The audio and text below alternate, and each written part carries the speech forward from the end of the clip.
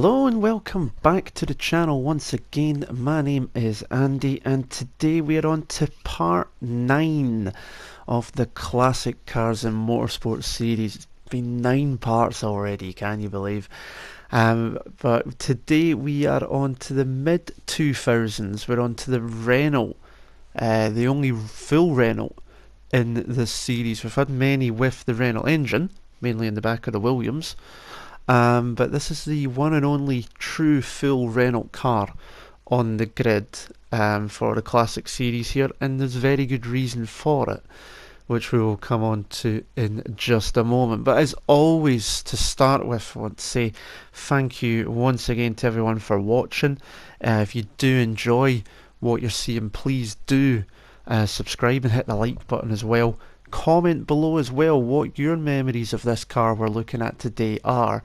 And as a side note, although be a big side note, thank you to anyone who watched the Azerbaijan Grand Prix review. It is, as I record this on Thursday, nearly 1,200 views. It is the most viewed video on my channel by far and a long way.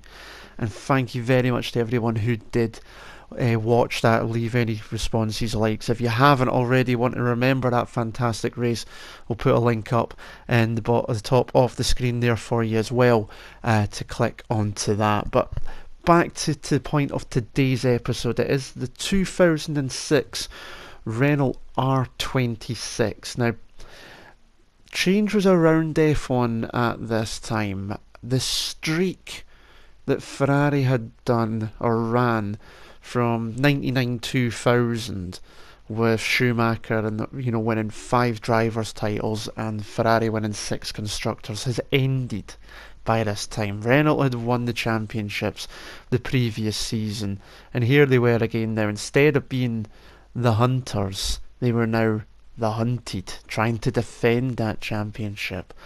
But it was a very different time. There was a lot of changes going on in F1. The biggest one was the engines. This was the first year of the 2.4 litre V8 engines, as F1 tried to reduce costs and speed by dropping 2 cylinders from the engine displacement. It also seen the reintroduction of tyre changes as well. We had seen a couple of seasons where you had to race the entire Grand Prix duration on one set of tyres, so that was dropped as well. But coming into the season, defending champion Fernando Alonso, back with Renault, defending the championships he had won in 2005. Before the season started, the Spaniard already announced, and had been announced, that he was leaving Renault come the end of the year for McLaren for 2007, and obviously we all know what happened with that. We'll actually touch on that slightly in the next episode. And it was also to be the final year that we would actually see, and still the final year that we'd actually see, the tyre war. Michelin, who were the tyre supplier to Renault along with a number of other teams, pulled out at the end of the 2006 season, and that pullout came because of the FIA changing another rule for 2007, where they were only to have one tyre manufacturer, sole supplier, and Michelin did not want to be involved in that. They wanted to be in it for competition, and one supplier means that is not possible, so we were left with just Bridgestone. But that was for 2007. In 2006, it was Alonso and Renault trying to defend the championships from Ferrari and Schumacher. Kimi Raikkonen and McLaren were in there as well. Juan Pablo Montoya was slightly in there and then decided he wanted to go and join NASCAR, but that's a different story, obviously. Now, there's a couple of controversial points that came up within this season. The first one we will cover is linked to Renault, but it's actually due to Schumacher being Schumacher.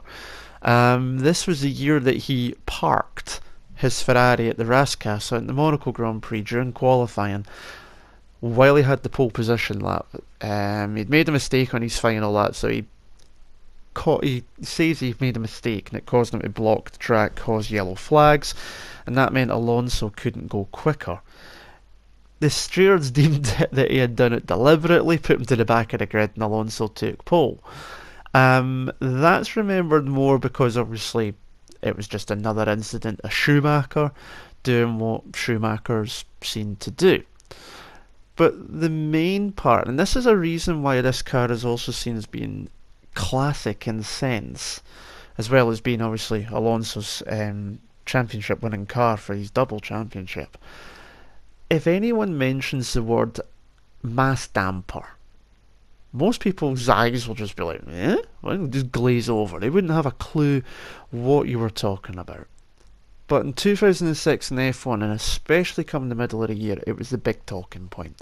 So for those who don't know too much, a tuned mass damper is also known as a harmonic absorber, and it's something that you can see quite a lot in buildings around the world, and it reduces the strength of the vibrations passing through them.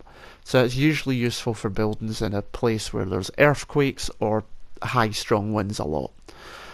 So for the Renault, obviously the purpose of it was slightly different, but keeping with the principles of it.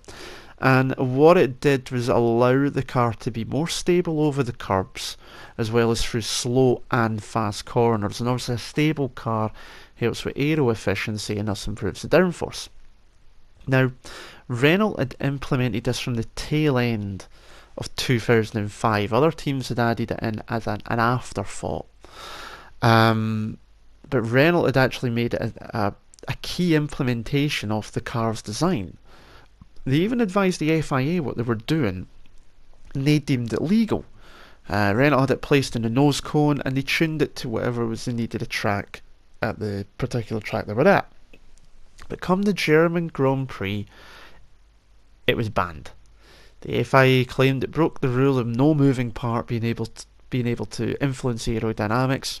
We've seen that rule a number of times, and it got banned. A lot of people again felt this was the Federation International Ferrari International Aid, as it's known as, the cheeky acronym of the FIA.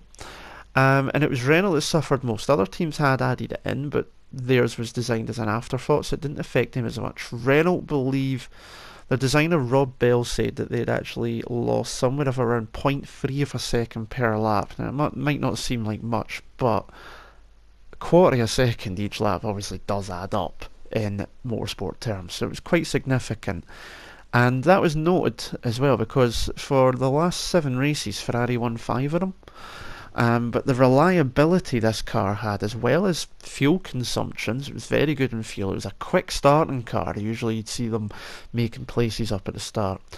But all those combinations at the start of the year, while the damper was in effect, meant that they had amassed quite a nice healthy points lead over the field, and they were still able to take both championships for 2006, Alonso taking his second championship, and the same again for Renault. And that was the last time, as well, as we know obviously from the following years. Renault, with the change to Bridgestones, were probably one of the biggest losers in that, because they had quite a healthy relationship with the French supplier, being a French team obviously. But the car was obviously quite dominant in the early races. Out of 18 races, it was 8 wins, 7 of them for Alonso, 1 was Giancarlo Fisichella, which was in Malaysia. There were 7 pole positions, 5 fastest lap, and a combination of 19 podiums between both drivers. But most people remember it obviously for the blue and yellow livery. You can see it on the screen. It's quite a predominant livery. You couldn't miss it. And that's what a lot of people remember it for as well. But an interesting fact is that Alonso used the same chassis that was number 3 chassis for the full season. So most years drivers will change the chassis. They'll have 2 or 3 usually during a year. Alonso used the same one for all 18 races. That's something you don't normally see, but it shows you just how reliable the car was. And it was no wonder that they were able to amass a comfortable points lead with that sort of reliability as well. So Alonso's obviously still searching for that 3rd championship. He's never been able to get it back to that point, and the way it's looking at the moment, it doesn't look like he will. moving forward. Obviously Renault are now back in the grid. They had sold to Lotus and then came back, so they have obviously made their return to the grid, and they're hoping to move back up soon. But Renault's not won a race since 2008 Singapore Grand Prix, and that's the one that was obviously Crashgate as well. So it's been a while since Renault has been at the front. But we're going to see if we can do exactly that today. Now, the track of choice today is the Hungaroring, home of the Hungarian Grand Prix, of course. And the reason for picking this track is obviously the Renault was quite nimble round here, being quite an aero car rather than power. But this obviously has a link back to Alonso himself. Back in 2003, the Spaniard became, at the time, the youngest Grand Prix winner, taking his maiden win for Renault at the Hungarian Grand Prix. So I thought it would be an ideal track to take this car around with a synergy between its double World Championship drivers. So we're going to do the usual last to first attempt at a challenge, 5 laps around here, and we will get fired in it and see what we can do and how far up we can go today. So here we are on the grid with the 5 lights on, and away we go for another 5 laps, this time round the Hungaroring, right up against the pit wall straight away, reminiscent of 2010 Barrichello and Schumacher there, albeit that was at much faster speeds. And we're going to chuck it down the inside into turn 1 as always, and we've made up half the places already. As is usual for this game with the AI in the turn 1. Mind you, it's like that for most games, so not to be surprised. Up the inside into turn 2, and we've taken P8 for the meantime. There we go, nice easy through. Now, I forgot to mention actually, as we're watching this first lap at the start, there is an outtake at the end, a very brief one, but there is an outtake at the very end of this video.